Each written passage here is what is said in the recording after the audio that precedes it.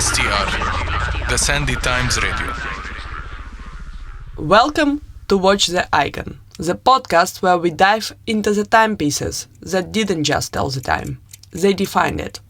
I'm Sofia Brontwine, publisher of the Sandy Times, and in this second episode of our 10-part series, we are plunging into one of the most enduring legends in watchmaking.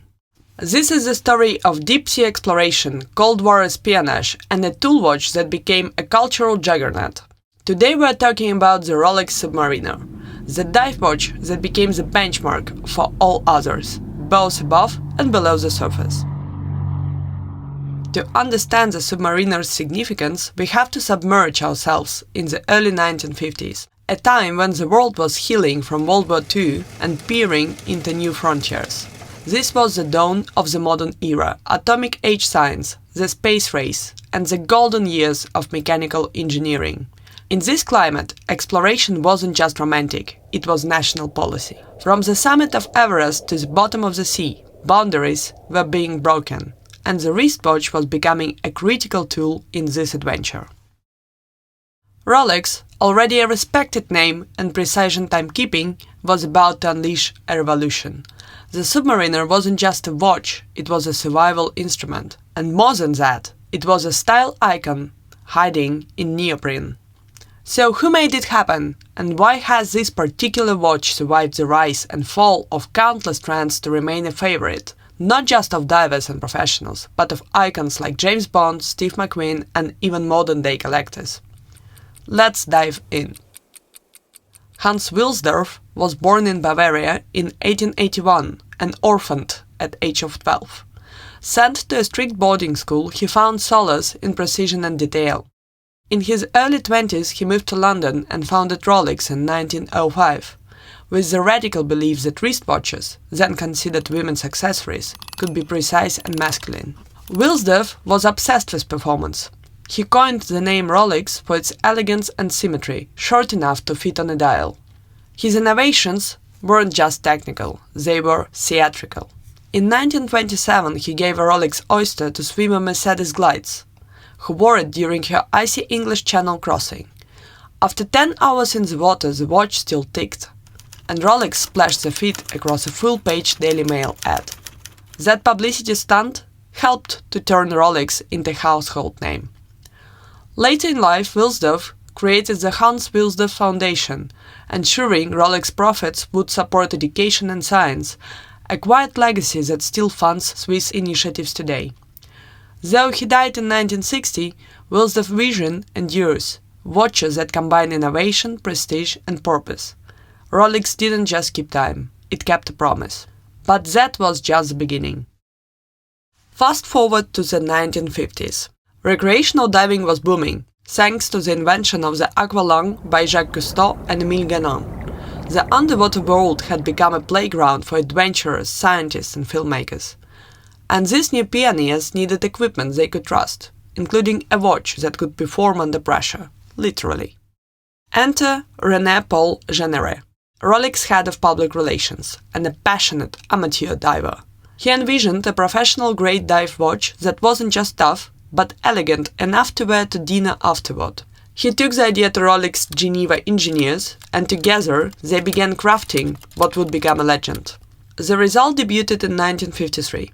A sleek steel tool watch with a black rotating bezel, large luminous hour makers, and a bold, uncluttered dial. It was water-resistant to 100 meters, a remarkable feat at the time, and it was called the Submariner.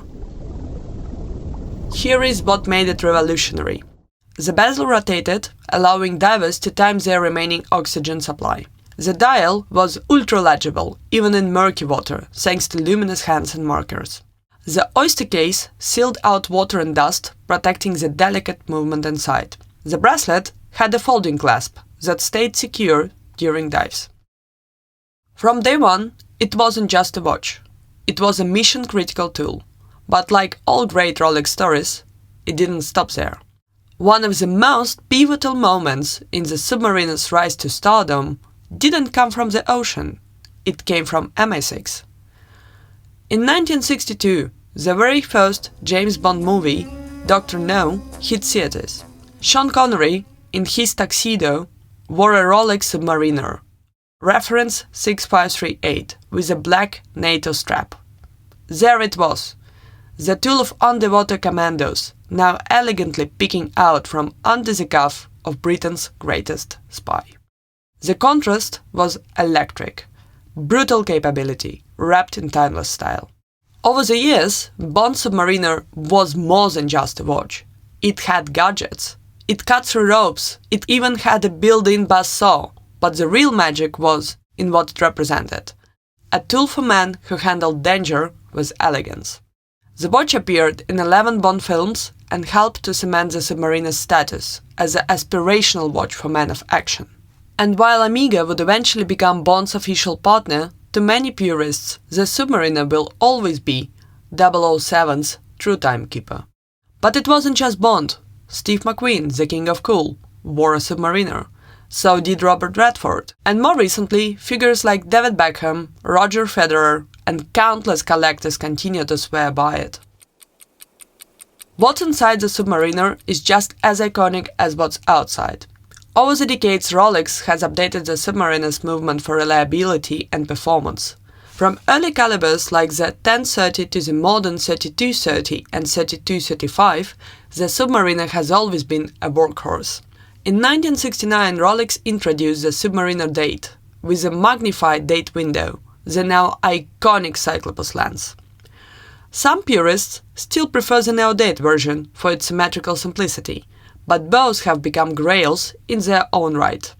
By the 1970s and 80s, the Submariner had transitioned from a diver's tool to a luxury symbol.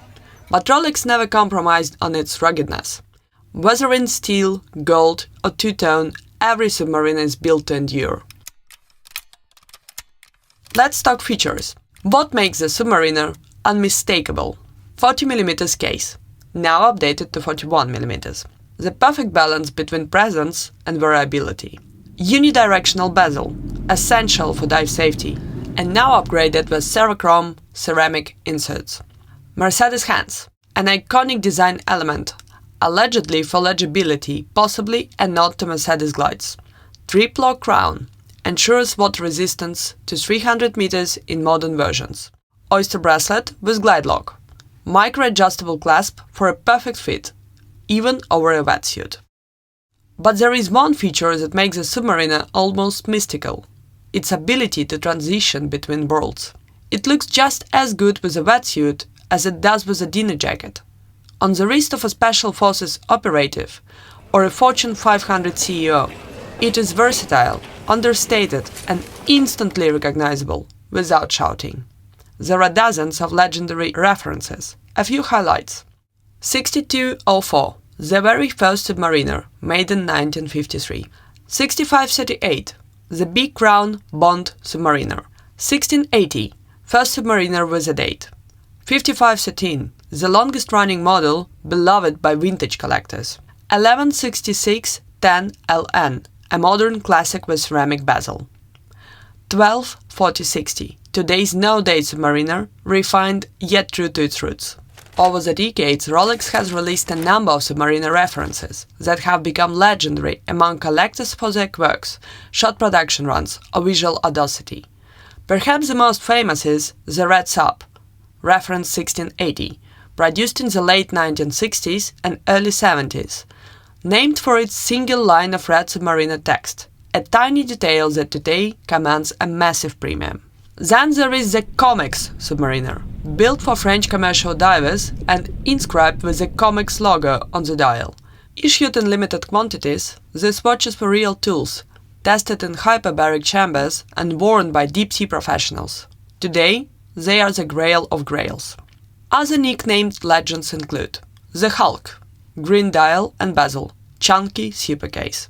The Kermit, black dial with a green aluminium bezel marking the 50th anniversary. The Smurf, white gold with a vivid blue dial and bezel. And the Millsap, military-issued submariners, references 5513 and 5517, modified for the British Royal Navy, complete with salt hands and fixed locks. Each of these versions reflects how the Submariner has walked the line between function, identity and rarity. with every detail scrutinized by the collector community, like archaeological clues. While Rolex rarely traffics in ultra-limited editions, scarcity, condition, and provenance can push certain submariners into eye-watering auction territory. The current record holder for the highest price is Rolex Submariner reference 6538 Big Round, created in 1956, identical to the one worn by Sean Connery in Dr. No. This exact model, with a tropical dial and rare details, sold at Philips Geneva in 2018 for over $1 million, the most ever paid for a submariner at auction. But it's not just movie magic that drives value. Submariners with military provenance, like the Millsaps, or flawless original parts, like pointed crown guards, underlined dials, or meters post text, regularly fetch six-figure sums. Even newer submariners, like Hulks or Smurfs, have surged in value post-discontinuation, especially in mint condition with box and papers. Auction houses like Phillips, Sotheby's and Christie's continue to feature rare subs as headliners in their seasonal watch sales. In the world of high horology, the Submariner has transcended tool status. It's a commodity, a cultural relic, and for some, a $1 million memory. Prices have skyrocketed in recent years, especially for vintage models. Some early subs fetch six-figure sums at auction, but collectors will tell you, it's not just about rarity, it's about legacy. Every nick on a vintage Submariner case tells a story, every faded bezel, a chapter in a life of adventure. So why does the Rolex Submariner matter today? Because it's the blueprint. The Submariner sets the standard for what a dive watch should be. Its design has been copied endlessly, but never matched in balance, proportion or heritage. It symbolizes rugged luxury, a watch that's built for the abyss but at home in a boardroom. It's the idea that performance and elegance can coexist. And more than any watch before or since, it's the one that people remember, from underwater missions to red carpets to movie screens. And even if you're not a diver, the Submariner whispers that maybe, just maybe, you could be. That's it for episode 2 of Watch the Icon. The Rolex Submariner didn't just descend into the deep. It rose to the top of the watch world and stayed there. Next time, we will climb new heights with the Omega Speedmaster, the first watch worn on the moon, NASA tested, astronaut approved, and chronograph royalty.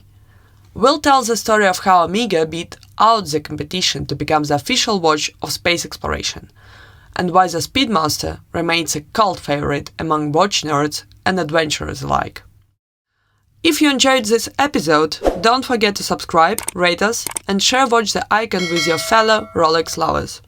Got a Submariner story? We'd love to hear it. Tag us on socials. Until next time, remember, icons don't just tell time, they define it.